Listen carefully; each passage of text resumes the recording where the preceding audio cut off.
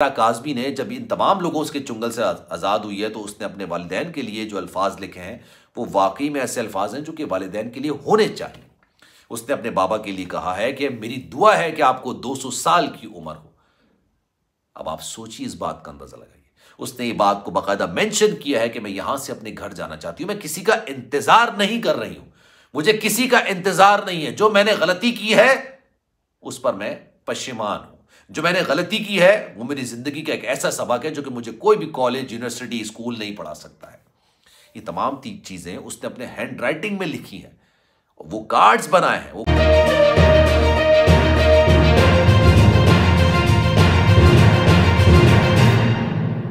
बिस्मिल्लाहिर्रहमानिर्रहीम, अस्सलामु अलैकुम, आपको खुशामदीद। मैं हूं सलमान मिर्जा और आप देख रहे हैं मेरा YouTube channel sum up with Salman Mirza.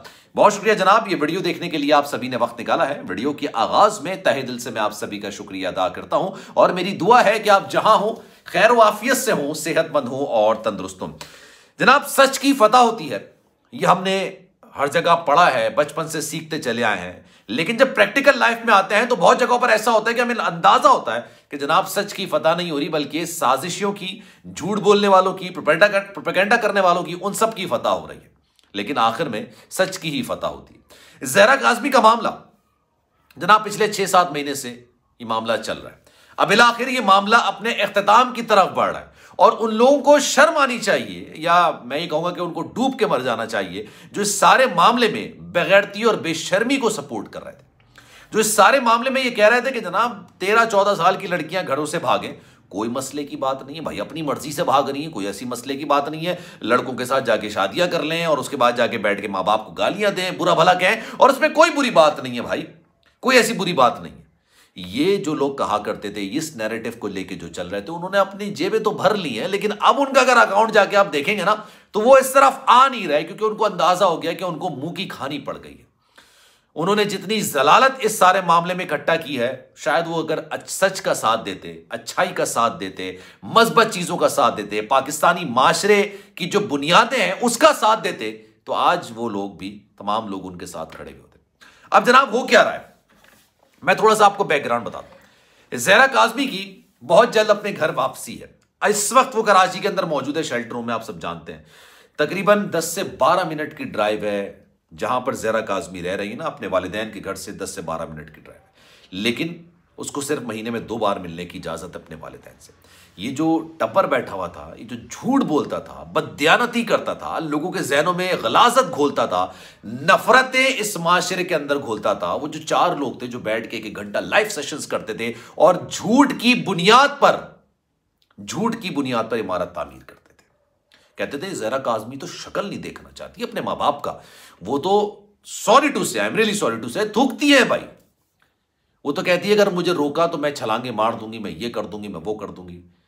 अदालत ने वाज़ेह अहकाम दिए थे कि मेहदी काज़मी साहब, उनकी बेगम जहरा काज़मी से अपनी बेटी से मुलाकात कर सकते हैं, लेकिन किसी किस्म का कोई प्रेशर नहीं होगा, किसी किस्म का कोई दबाव नहीं होगा। जहरा काज़मी अगर नहीं मिलना चाहेगी तो कोई भी शख्स उस पर प्रेशर नहीं डाल सकता, अननेसेसरी प्रेशर, गैर जरूरी दबाव उस पर नहीं डाल सकता।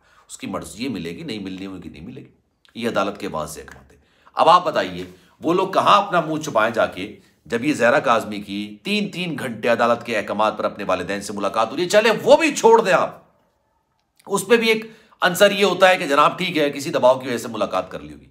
जहरा काज़मी ने अपने हाथ से कार्ड्स बनाए, जहरा काज़मी ने अपने हाथ से लेटर लिखे हैं, उसी बाप के बारे में जिसके बारे में वो एक यूट्यूबर के साथ बैठ के ये कहती थी, जो कि यूट्यूबर उनसे बकवास करवाती थी बाकायदा कि तो अपने वालिद के लिए नफरत जैसे अल्फाज इस्तेमाल करो। जहरा काज़मी ने जब इन तमाम लोगों के चुंगल से आज़ाद हुई है तो उसने अपने वालिदैन के लिए जो अल्फाज लिखे हैं वो वाकई में ऐसे अल्फाज हैं जो कि वालिदैन के लिए होने चाहिए। उसने अपने बाबा के लिए कहा है कि मेरी दुआ है कि आपको 200 साल की उम्र हो। अब आप सोचिए, इस बात का अंदाजा लगाइए। उसने ये बात को बाकायदा मेंशन किया है कि मैं यहां से अपने घर जाना चाहती हूं, मैं किसी का इंतजार नहीं कर रही हूं, मुझे किसी का इंतजार नहीं है। जो मैंने गलती की है उस पर मैं पशेमान हूं। जो मैंने गलती की है वो मेरी जिंदगी का एक ऐसा सबक है जो कि मुझे कोई भी कॉलेज, यूनिवर्सिटी, स्कूल नहीं पढ़ा सकता है। ये तमाम चीजें उसने अपने हैंड राइटिंग में लिखी हैं, वो कार्ड्स बनाए हैं, वो कार्ड्स उसने अपनी बेटियों, अपनी बहनों के लिए दिए हैं, अपने माँ बाप के लिए दिए हैं। अब इस पर वो लोग क्या मुंह दिखाएंगे जो आके बैठते थे कि यार इस पर तो प्रेशर हो रहा है, ये तो प्रेशराइज है, ये सीधा साधा, ये सीधा साधा। अच्छा, मैं शुरू दिन से आपको ये बात बता रहा हूं कि मेरी नजर में जहरा काज़मी अपनी मर्जी से गई है, कोई जोर जबरदस्ती नहीं, लेकिन बच्चियों को वरगलाया जाता है, बच्चियों को वरगला के उनको घर से भागने पर मजबूर किया जाता है। जो ऐसे अकुबत खाने हैं, जो ऐसी गलाजत की जगह है जहां पर हुस्न फरोख्त किया जाता है, जिस्म फरोशी का धंधा हुआ जाता है, वहां पे कोई अपनी मर्जी से नहीं जाता है। वहां पर जो बच्चियां लेकर आई जाती हैं, अल्लाह माफ करे, माफ करे, मेरा दिल बड़ा कुटता है जब मैं ये बात करता हूं, ऐसे मनाजिर देखता हूं। मैं फिल्म में भी ये मनाजिर नहीं देख पाता, क्योंकि जिस बेदर्दी के साथ उनको इस काम में झोंका जाता है उनकी मर्जी के बगैर, वो वाकई में दर्दनाक मरहला होता है। वो बच्चियां भी वरगला के, उनको बहला फुसला के, उनको अच्छे ख्वाब दिखा के, उनको एक ऐसी चीजें दिखा के कि जनाब तुम लोग इस वक्त जेल में हो, बाहर आओगे तो तुम्हें जन्नत का एक मंजर दिखेगा, इस तरह से उनको बाहर लेकर आया जाता है। जहरा काज़मी के साथ भी यही हुआ, उसको भी घर से बाहर निकलने पर मजबूर किया गया। और मजबूर किसने किया? ज़हीर और उसके गिरोह वालों ने। फिर जिस तरह से ये सारी कार्रवाइयां हुई हैं, जिस तरह से यार लोगों के घर बिक जाते हैं, जितने अरसे से ये केस चल रहा है, आप वकीलों की फीसों का अंदाजा लगा सकते हैं इस बात पे।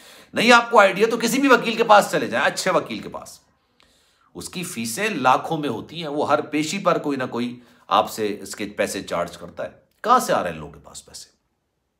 कहां से एक के बाद एक पिटीशन दायर करते थे? सोचिए, इस बात का अंदाजा लगा। अब उसको जेल नजर आ रही है। ये लोग इतने बासर किस्म के लोग हैं कि ये 1-1.5 हफ्ते से ज्यादा जेल में नहीं रह सके। आप इस बात का अंदाजा लगाइए, सोचिए इस बात पर। 1-1.5 हफ्ते से ज्यादा इनको जेल में कोई रख नहीं सका, कोई कैद नहीं कर सका इनको बाहर निकाला गया। इनके पीछे बाकायदा एक गैंग था जो कि ऑपरेट कर रहा था।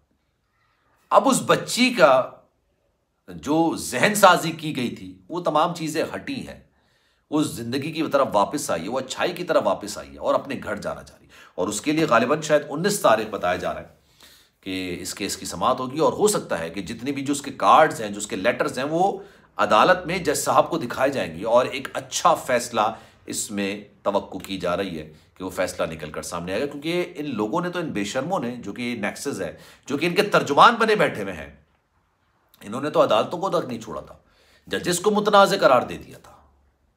खैर जनाब, एक अच्छी खबर है, आप तक पहुंचाइए।